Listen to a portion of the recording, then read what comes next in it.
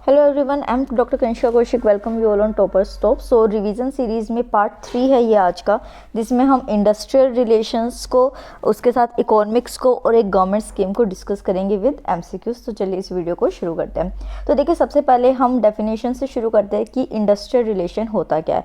तो जब कभी भी एम्प्लॉयर्स और उनके एम्प्लॉयज़ के रिलेशनशिप को हम डिफाइन करते हैं या फिर एनालाइज करके जज करते हैं किसी भी इंडस्ट्रियल ऑर्गेनाइजेशन के अंदर, तो उसको हम इंडस्ट्रियल रिलेशन का नाम देते हैं। ठीक है, तो इंडस्ट्रियल रिलेशन जो होता है वो बेसिकली एक कलेक्टिव रिलेशनशिप होती है कि जो मैनेजमेंट है किसी इंडस्ट्री की और जो उनके वर्कर्स है उनके बीच रिलेशनशिप्स किस तरीके की है, मतलब कलेक्टिव लेवल पे वो किस तरीके से एक्ट करते हैं। ठीक है, तो यहाँ पे जो आईआर होता है वो किस तरीके की इंडस्ट्रियल लाइफ के एस्पेक्ट्स को देखता है। तो जैसे ट्रेड यूनियंस हो गए, कलेक्टिव बार्गेनिंग हो गई। कलेक्टिव बार्गेनिंग का क्या मतलब होता है कि जो यूनियन के मेंबर्स हैं, जो वर्कर्स हैं, मैनेजमेंट है, वो बैठ के एक किसी भी चीज़ के ऊपर अपना ओपिनियन दे और फिर एक कंबाइंड डिसीजन ले जो कि सबके फेवर में हो, उसको कलेक्टिव बार्गेनिंग कहते हैं। मैनेजमेंट में वर्कर्स का पार्टिसिपेशन लेना, एक डिसिप्लिन मेंटेन करना इंडस्ट्रीज के, और इंडस्ट्रियल डिस्प्यूट्स जो होते हैं उनको मिनिमाइज करना जो होता है वो इंडस्ट्रियल रिलेशंस के अंदर आता है।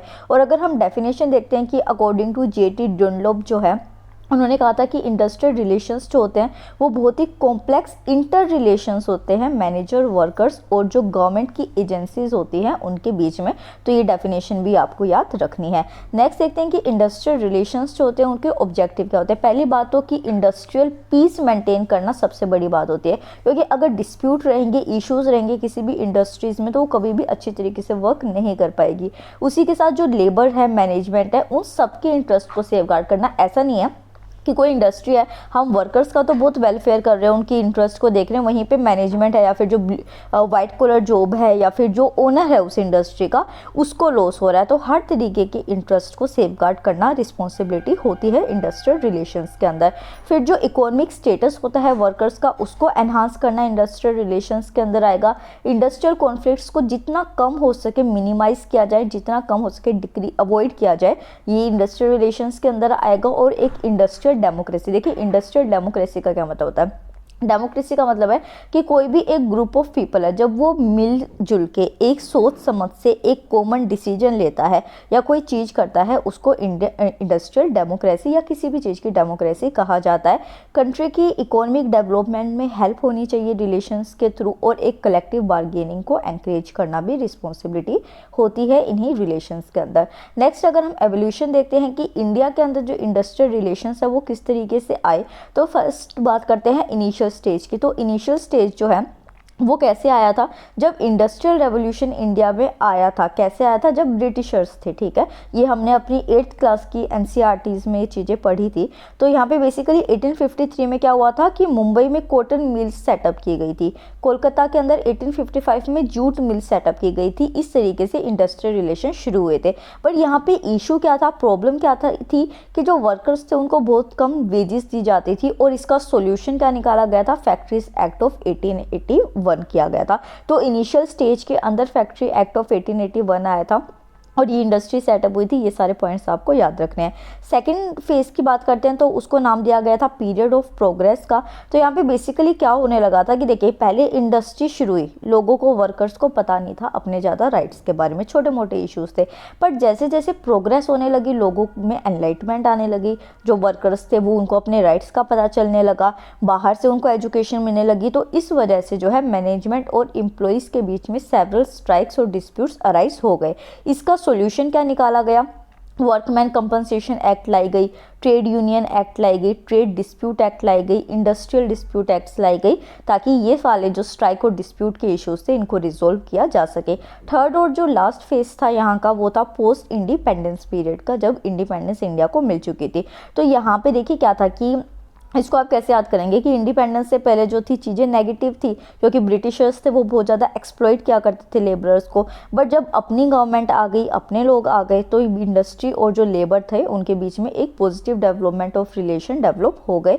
यहाँ पे लेजिस्लेशन जो लाई गई इंडिपेंडेंस के बाद वो थी मिनिमम वेजेस एक्ट हो गए, एम्प्लॉय स्टेट इंश्योरेंस एक्ट हो गए, जो कि security issues, social security issues में भी आ जाते हैं, और इंडस्ट्रियल रिलेशन कोड को डेवलप किया गया। अब अगर हम नेचर ऑफ आईआर की बात करते हैं तो आईआर में बेसिकली कवर होता है कलेक्टिव बार्गेनिंग, जो मैं अभी आपको समझा चुकी हूँ। किस तरीके का मैनेजमेंट, यूनियन और गवर्नमेंट का रोल होता है किसी भी इंडस्ट्रियल रिलेशन को मेंटेन करने में, किस तरीके से वो डिस्प्यूट को रिजोल्व करते हैं एक हेल्दी और पॉजिटिव मैनर में, जितनी भी ग्रीवेंसेज और डिसिप्लिनरी पॉलिसी और प्रैक्टिसेस होती है उनको वो कैसे डील करते हैं। कि ऐसा नहीं है कि अगर किसी वर्कर को या किसी भी इंडस्ट्री की जो एम्प्लॉय हैं उनको किसी भी तरीका का ग्रीवेंस है या फिर डिसिप्लिन वो फॉलो नहीं कर रहे हैं, उनके ऊपर ध्यान ना दिया जाए। लेबर लेजिस्लेशन जो है उनको अच्छी तरीके से इम्प्लीमेंट करना इंडस्ट्रीज़ के अंदर, और इंडस्ट्रियल रिलेशन ट्रेनिंग जो है वो टाइम टू टाइम गवर्नमेंट के थ्रू प्रोवाइड की जाए। नेक्स्ट आता है स्कोप ऑफ इंडस्ट्रियल रिलेशन। तो यहाँ पे लेबर रिलेशंस के बारे में बात की जाती है कि लेबर यूनियन और जो लेबर मैनेजमेंट है उनके बीच में रिलेशंस कैसे हैं। फिर यहाँ पे एम्प्लॉयर और एम्प्लॉय के रिलेशंस देखे जाते हैं, और जो वेरियस अब आप ये देखिए कि आप एक इंडस्ट्री में काम करते थे, आपका जो एम्प्लॉयर है वो अच्छा है, ओनर अच्छा है, बट वो किसी दूसरी पार्टी से डील कर रहा है, वो जो पार्टी वाले हैं वो आपको बुरी तरीके से हरैस कर रहे हैं या फिर आपसे बुरा बिहेवियर कर रहे हैं। तो जो वेरियस पार्टीज़ का रोल है इंडस्ट्रियल रिलेशंस को मेंटेन करने का, वो भी इंपॉर्टेंट होता है कि दूसरी पार्टीज़ आपके साथ कैसे बिहेव कर रही हैं। वहीं पर हैंडलिंग कॉन्फ्लिक्ट्स का मैकेनिज्म जो होता है वो अच्छी तरीके से होना चाहिए, जिस भी केस की वजह से कॉन्फ्लिक्ट अराइज हुआ है। फिर इंडस्ट्रियल रिलेशन के फीचर्स को देखते हैं। सेम वही चीज़ें हैं कि फीचर्स वगैरह, बस एक ये है कि आपको कोई भी सब्जेक्ट शुरू करने से पहले उनके बेसिक्स अच्छे तरीके से पता होने चाहिए। तो एम्प्लॉयर और एम्प्लॉय की इंट्रैक्शंस कैसी होती है, जितने भी रूल्स हैं वो वेब ऑफ रूल्स को इम्प्लीमेंट करना, मल्टी डायमेंशनल हो जाना, गवर्नमेंट का रोल होना। बेसिकली यहाँ पे क्या पॉलिसी हो गई, रूल्स रेगुलेशन हो गए, लॉज हो गई, ये सारी चीज़ें जो होती हैं ये गवर्नमेंट रोल आ जाता है। और इंटरेक्टिव और कंसल्टेटिव होना चाहिए नेचर जितनी भी रिलेशंस हैं, ठीक है। इसमें इकोनॉमिक्स को शुरू करने से पहले हम इंग्लिश के 3 क्वेश्चन डिस्कस कर लेते हैं। ये हम अपने प्रीवियस ईयर्स के डिस्कस कर रहे हैं। तो फर्स्ट यहाँ पे क्वेश्चन है आपके सामने, आपको बेसिकली जो वर्ड है ना ये वाले जो थोड़े हाईलाइट कैपिटल लेटर्स में, इनके सिनोनिम्स बताने हैं, ठीक है, और अपने आप को जज करना है कि आपको अभी कितना इंग्लिश का नॉलेज हो चुका है। फर्स्ट देखते हैं कि the defendants was grateful for the जज क्लेमेंसी। ए है आपके पास ऑप्शन में पेशेंस, बी है मर्सी, सी है रिलैक्स एटीट्यूड एंड डी है पोलाइटनेस। तो एक बार वीडियो को पॉज कीजिए और इसको आंसर कीजिए। Okay done. तो देखिए यहाँ पे क्लेमेंसी का मतलब होता है मर्सी, कि जो डिफेंडेंट होता है वो ग्रेटफुल रहा कि जज ने उसके ऊपर मर्सी दिखाई, मतलब दया दिखाई। नेक्स्ट क्वेश्चन है the number of aboriginal inhabitants in Australia is considerable. तो एबओरिजिनल जो है इसका आपको सिनोनिम बताना है। ए है प्रिमिटिव, बी है एंशियंट, सी है अनओरिजिनल और डी है इरेशनल। तो एक बार वीडियो को पॉज कीजिए और इसे आंसर कीजिए। Okay done. तो देखिए एबओरिजिनल जो होता है वो बेसिकली प्रिमिटिव के लिए यूज़ होता है, मतलब जो बहुत ही पुराना होता है, स्टार्टिंग की जो चीज़ें होती हैं उनके लिए प्रिमिटिव या एबओरिजिनल वर्ड को यूज़ किया जाता है। नेक्स्ट और लास्ट है, ये आपको कमेंट सेक्शन में आंसर करना है। The inspector was a vigilant young man. तो विजिलेंट का आपको सिनोनिम बताना है। ऑप्शन है आपके पास A smart, B watchful, C ambitious and D intelligent. चलिए अब हम इकोनॉमिक्स को शुरू करते हैं। आज हम इकोनॉमिक्स से कुछ मार्केट के स्ट्रक्चर्स को, टर्म्स को और कंसेप्ट्स को समझेंगे। तो यहाँ पे बेसिक जो है ये 4 मार्केट स्ट्रक्चर्स होते हैं। एक होता है परफेक्ट कंपटीशन, एक होता है मोनोपोलिस्टिक कंपटीशन, एक होता है ओलिगोपोली और दूसरा होता है मोनोपोली।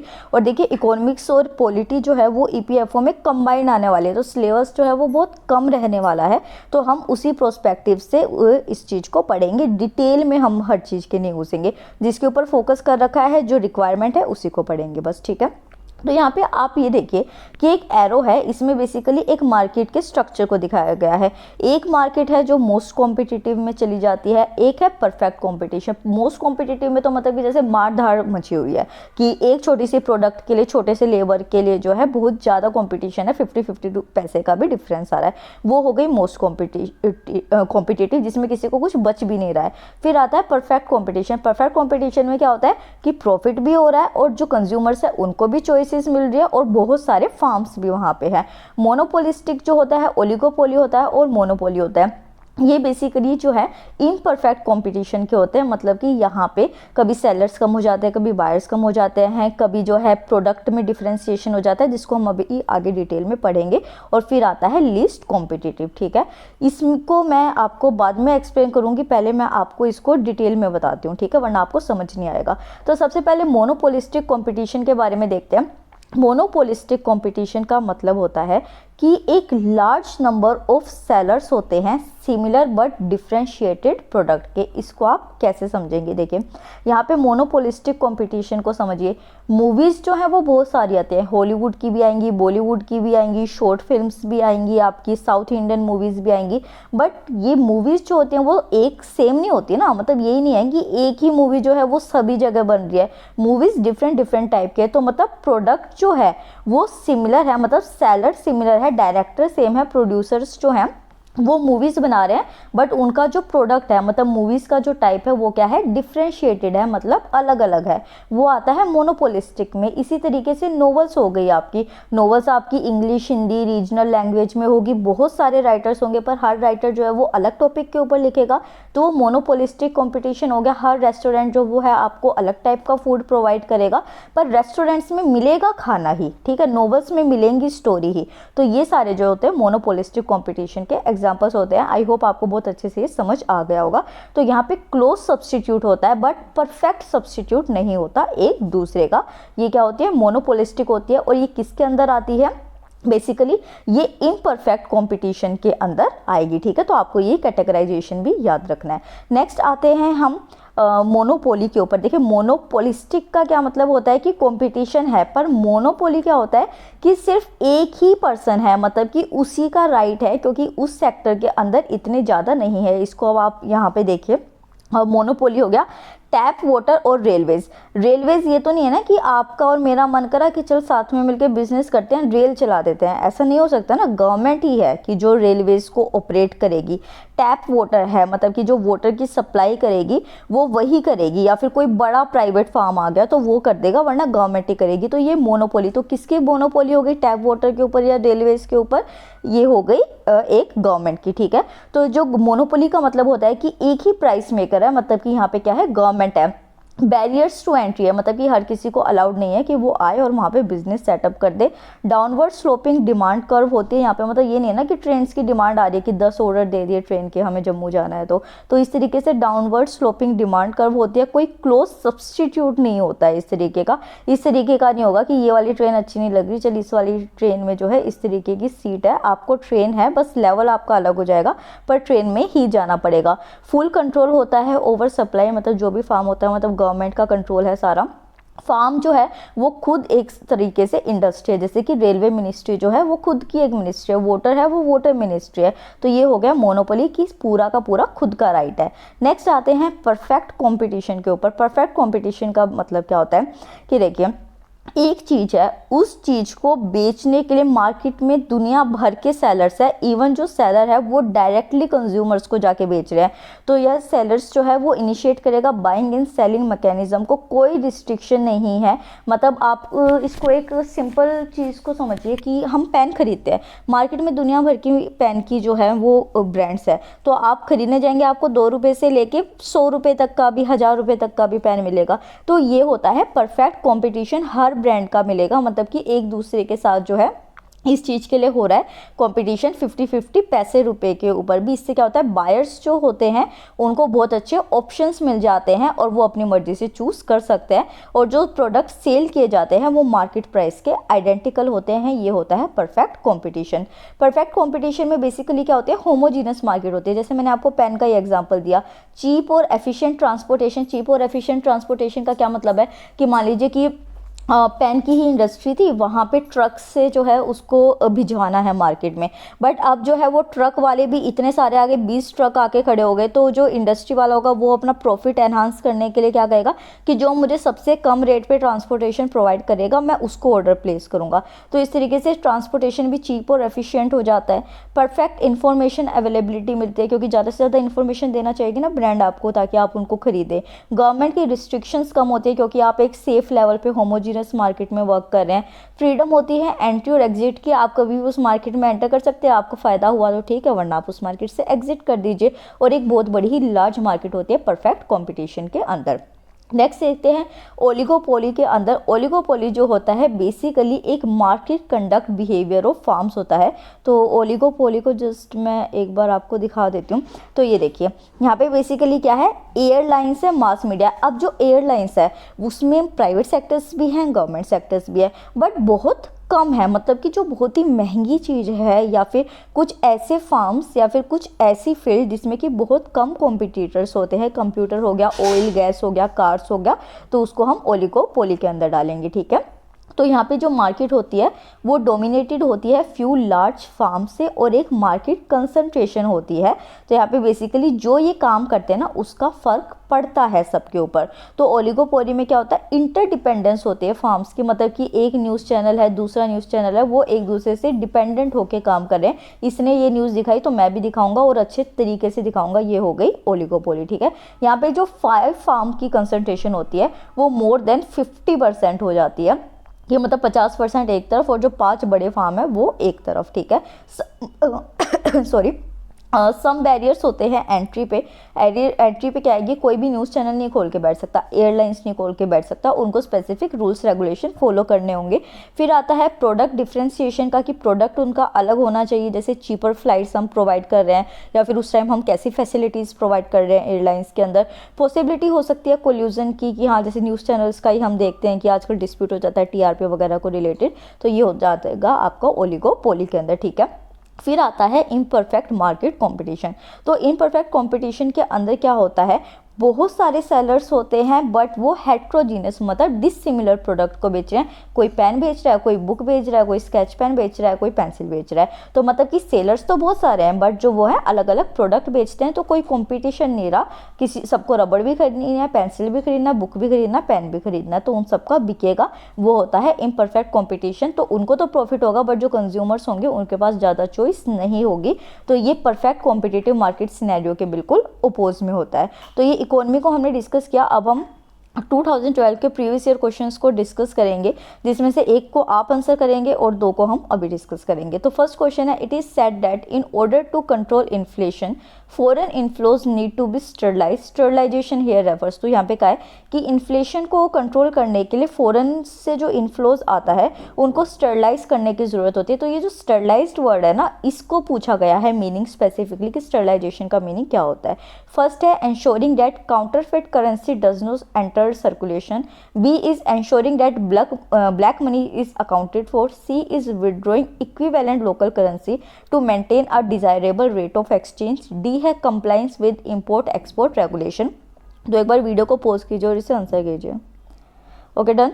तो देखिए इसका आंसर है C, withdrawing equivalent local currency to maintain a desirable rate of exchange. तो एक हम लोकल करेंसी को विदड्रॉ कर लेते हैं ताकि जो है हमारी जो इन्फ्लेशन में हमारी जो वैल्यू है पैसे की वो ख़राब ना हो।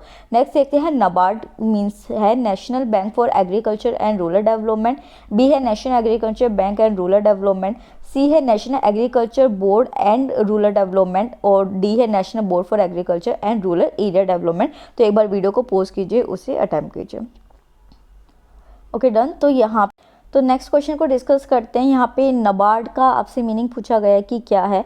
ए है option National Bank for Agriculture and Rural Development. B है National Agricultural Bank and Rural Development. C है National Agriculture Board and Rural Development and D है National Board for Agriculture and Rural Area Development. तो एक बार video को pause कीजिए और इसे answer कीजिए। Okay done. तो देखिए यहाँ पे जो इसका आंसर है वो है A, National Bank for Agriculture and Rural Development. अब लास्ट क्वेश्चन जो है उसे आप आंसर करेंगे। In which of the following acts housing facility is a statutory provision. A is the Plantation Labour Act 1951। B है द फैक्ट्रीज एक्ट 1948। सी है the Mines Act 1952 and D is none of the above. तो इसे comment section में answer कीजिए। अब हम government schemes पे जाते हैं। अब तक वीडियो पसंद आई है तो अभी लाइक कर दीजिए, न्यू है तो सब्सक्राइब और बेल आइकन पे क्लिक। तो आज गवर्नमेंट स्कीम में हम जो है डिजिटल इंडिया को बेसिकली डिस्कस करेंगे। तो सबसे पहले देखते हैं कि डिजिटल इंडिया जो है वो किस मिनिस्ट्री के अंदर आता है। तो ये department of electronics and information technology government of India के अंदर आता है। और ये एक ऐसा प्रोग्राम है जिसमें इंडिया को ट्रांसफॉर्म किया जाएगा एक डिजिटली एम्पावर्ड सोसाइटी के लिए अंदर और नॉलेज इकोनॉमी के अंदर। तो देखिए डिजिटल इंडिया जो है वो बेसिकली एक फ्लैगशिप प्रोग्राम है। ये आपके प्रीलिम्स के लिए इंपॉर्टेंट पॉइंट है, ये पूछे जाते हैं फ्लैगशिप प्रोग्राम है, अम्ब्रेला प्रोग्राम है, किस तरीके का प्रोग्राम है, ठीक है। और यहाँ पे इंडिया को ट्रांसफॉर्म किया जाएगा एक digitally empowered society and knowledge economy के अंदर। यहाँ पे जो गवर्नमेंट सर्विसेज होगी वो सिटीजन्स को इलेक्ट्रॉनिकली मतलब कि प्रोवाइड की जाएगी, ताकि जो पेपर वर्क है उसको रिड्यूस किया जा सके और जितने भी लूप होल्स होते हैं या फिर रेड टेपिज्म होता है उसको रिड्यूस किया जा सके। और रूरल एरियाज़ को भी कनेक्ट करने का प्लान यहाँ पे किया जा रहा है हाई स्पीड इंटरनेट नेटवर्क्स के साथ। तो इलेक्ट्रॉनिक एंड IT डिपार्टमेंट इसकी इम्प्लीमेंटिंग एजेंसी होगी। देखिए एक चीज़ क्या होती है, इसमें तो सेम है बट कई स्कीम्स ऐसी होती हैं कि मिनिस्ट्री तो होती है कि जिसके अंदर कोई भी स्कीम आती है, पर जो इम्प्लीमेंटिंग एजेंसी होती है वो अलग होती है, ठीक है। तो यहाँ पे इम्प्लीमेंटिंग एजेंसी और मिनिस्ट्री डिपार्टमेंट जो है वो दोनों सेम है, ये आपको याद रखना है। तो ये जो प्रोग्राम है ये फेसिस में इम्प्लीमेंट होगा 2014 से 2018 तक। यहाँ पे बेसिकली कई स्टूडेंट्स जो है वो हिंदी की डिमांड करते हैं, we also love our language, but content जो है वो थोड़ा नहीं मिल पाता है हिंदी में, और अभी चैनल इतना ग्रो नहीं हुआ है कि we start typing in Hindi. तो अभी जो है वो डिजिटल इंडिया का ये मेरे को हिंदी में कंटेंट मिला तो मैंने पोस्ट कर दिया, और मैं पूरी कोशिश करूँगी कि हम अपनी मातृभाषा में जितना हो सके कंटेंट आपको प्रोवाइड करते। तो डिजिटल इंडिया जो है उसमें सबसे पहले ब्रॉडबैंड हाईवेज़ की बात की गई है कि जो हाईवेज़ होते हैं उसमें भी फुल जो है आपको नेटवर्क मिले, वाईफाई कनेक्शंस मिले, तो ब्रॉडबैंड की फैसिलिटीज़ मिले। उसी के साथ जितने भी एक्सेस प्रोग्राम होते हैं पब्लिक इंटरनेट के वो बनाए जा रहे हैं। जैसे हम आजकल देख रहे हैं कि रेलवेज़ में भी हमको वाईफाई मिल रहा है, गवर्नमेंट ऑफिसेज में भी मिल रहा है। जानकारी जो है वो सभी के लिए, किसी भी चीज़ पे आप जाना चाहते हैं या फिर कोई भी जानकारी चाहते हैं तो उसके लिए प्लेटफॉर्म्स बनाए जाए। फर्स्ट हार्वेस्ट प्रोग्राम्स जो हैं उनको यहाँ पे लाया जाएगा। मोबाइल कनेक्टिविटी जो है उसको सबको सुगम सुलभ कराना, मतलब कि नेटवर्क इश्यूज़ जो हैं उनको नहीं होगा। और रोजगार रिलेटेड जो है, मतलब कि जैसे अगर कोई भी एम्प्लॉयमेंट न्यूज़ है या एम्प्लॉयमेंट नोटिफिकेशंस हैं वो प्रोवाइड करना। ई क्रांति मतलब कि इलेक्ट्रॉनिक डिलीवरी जो है वो सर्विसेज की प्रोवाइड की जा सके। जैसे अभी हमने वो देखा है कि एक डिजिटल हेल्थ प्लेटफॉर्म जो है वो भी लॉन्च किया गया है। फिर ई गवर्नेंस जो है, मतलब कि प्रौद्योगिकी के जरिए सरकार को सुधारना। और आत्मनिर्भर भारत जो अभी भी आई हैं चीज़ें इलेक्ट्रॉनिक्स क्षेत्र में आत्मनिर्भरता। तो ये जो 9 योजनाएं हैं, मतलब कि जो डिजिटल भारत कार्यक्रम के अंदर स्टेप्स ले गए हैं, ये आपको अच्छे से याद रखने हैं। नेक्स्ट डेट ऑफ लॉन्चिंग देखते हैं तो 1 जुलाई 2015 को इसे लॉन्च किया गया था, और ऐसी डेट्स पूछी जाती हैं। गवर्नमेंट मिनिस्ट्री कौन सी है? Ministry of electronic and information आ गई। और लॉन्च किसने किया था? हमारे प्राइम मिनिस्टर नरेंद्र मोदी ने। जो डिजिटल इंडिया मिशन है वो बेसिकली 3 एरियाज़ के ऊपर फोकस करेगा। डिजिटल इंफ्रास्ट्रक्चर के ऊपर जो कि हर सिटीजन्स के सोर्सेज ऑफ यूटिलिटी को प्रोवाइड करे, वहीं पे गवर्नेंस और जो सर्विसेज है वो डिमांड पे मिले सिटीजन्स को, और जो डिजिटल एम्पावरमेंट है वो हर सिटीजन की हो सके। ये 3 एरियाज़ हैं डिजिटल इंडिया मिशन के। उसके बाद देखिए हाई स्पीड इंटरनेट जो है वो सभी ग्राम पंचायत को यहाँ पे प्रोवाइड की जाएगी, ये भी इसका एक पॉइंट है। वहीं पे जो है कॉमन सर्विस सेंटर्स जो है वो हर लोकेलिटी में बनाए जाएंगे, ताकि इजी एक्सेस जो है वो गवर्नेंस पॉलिसीज़ का कोई हेल्प चाहिए है किसी से भी रिलेटेड तो वो यहाँ पे मिलेंगी। उसी के साथ डिजिटल इंडिया जो है वो एक ऐसा इनिशिएटिव है जिसमें कि आइडियाज़ थॉट्स को एक सिंगल कॉम्प्रिहेंसिव विजन में लाया जाएगा, ताकि लार्जर गोल को अचीव किया जा सके या फिर देखा जा सके। डिजिटल इंडिया प्रोग्राम के अंदर जितनी भी एग्जिस्टिंग स्कीम्स हैं उनको रीस्ट्रक्चर किया जाएगा और दोबारा इम्प्लीमेंट किया जाएगा एक सिंक्रोनाइज मैनर में और डिजिटल वे में। तो गवर्नमेंट स्कीम्स में आज हमने इतना ही किया, इस वीडियो में इतना ही होगा कंटेंट। तो वीडियो को लाइक कर दीजिए, और आई होप आपको ये वीडियो पसंद आई होगी। Thank you so much.